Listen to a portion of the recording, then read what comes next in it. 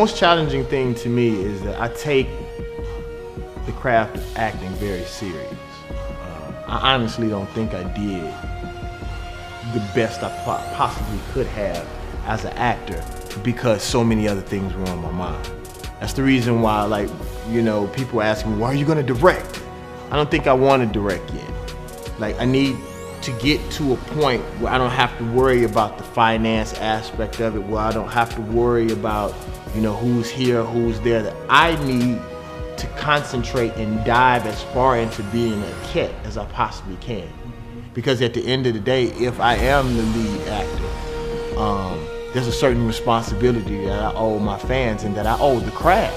Because at the end of the day, it's a blessing for me to be able to be an actor, and I take that so seriously. But you know, when you see in your head that the time is ticking and you know that you're doing budgeting in your head, and I'm watching everything at the same time and then having to jump back into my character, it's almost impossible to have both of those cogs to be running, you know, at the same time.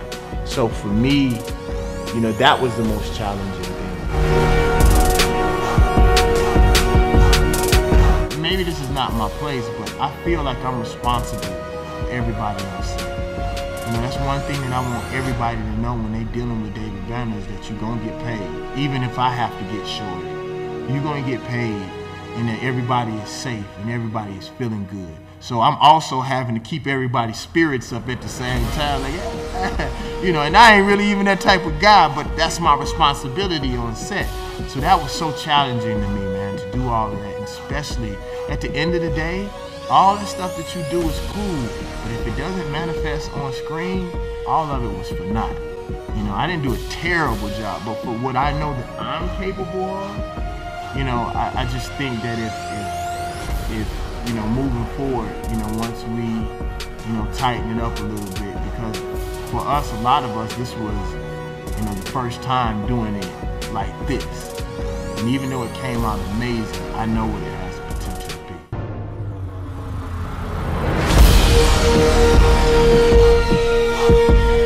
I try, whenever I deal with characters, to try to make them be somebody else.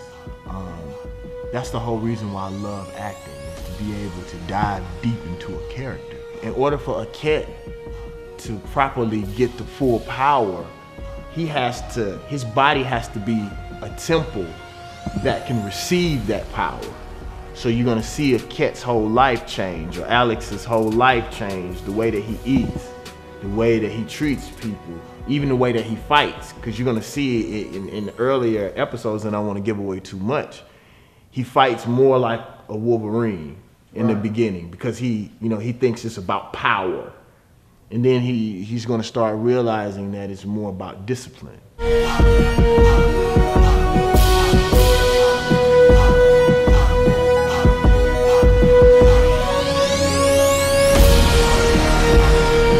I chose Ndosi because he had won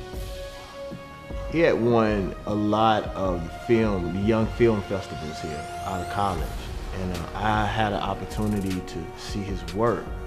And DeWitt, his father, is a really good friend of mine, and he was the creator of Brother Man Comics. He was the guy that did the storyboards for us. And he told me that his son was doing amazing work. And Dose had a great vision. And with his vision, along with Mr. West and along with Al and Gina and everybody who contributed to the film, Bill Duke, David Moody giving us his whole house. He allowed us to use his whole entire house, everything that we used in that film. If you look at the credits at the end, we said, thank you, David Moody, for letting us use everything. And we shot in so many crevices and nooks in his house. We made his house look like 3 different places. Okay, shoot in the side of the corner upside down. And that shows you how sometimes the lack of money will activate a level of creativity that you never thought that you possessed.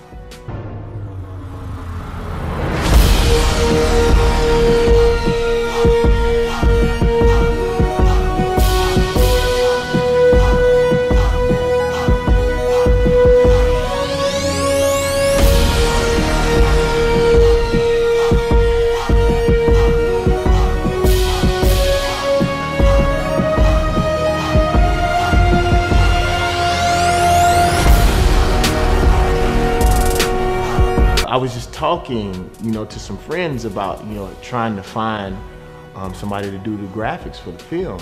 They just suggested him, and I went and saw his work and was amazed. The history of the black image in the comics medium has been very problematic.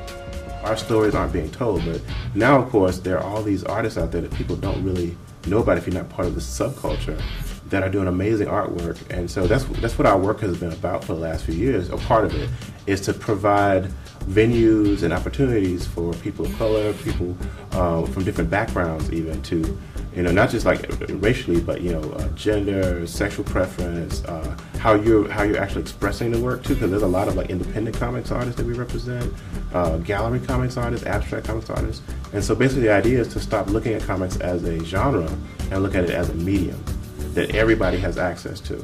And so that's why it's important, because people see, because the corporate entities can control how we see things so easily. It's important to show these independent, alternative expressions. When I'm looking at like this idea of black comics, not only are we looking at the people who are creating them, but also how it's showing the diversity of the black experience, I think. Because you can be an African-American comic book creator and create a comic book about a white character, an Asian character, a gay character, whatever. It doesn't necessarily have to be about black people. I think it's two-pronged. It's the people who are making them, and then the stories that they're trying to tell.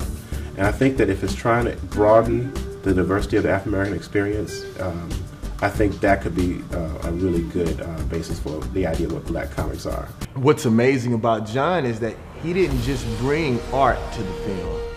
He has degrees in African literature and in African history. The thing is, I would never just hire somebody from anywhere. They have to, first of all, be amazing at their job.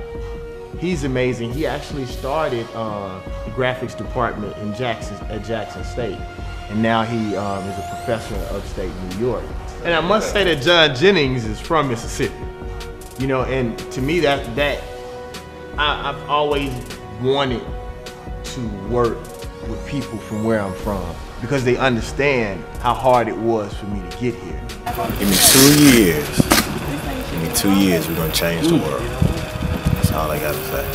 You're walking with God's for real. You're walking with God. Watch. You can't say, man, I saw this video, man. He said it, man. He said it. Watch. That's it.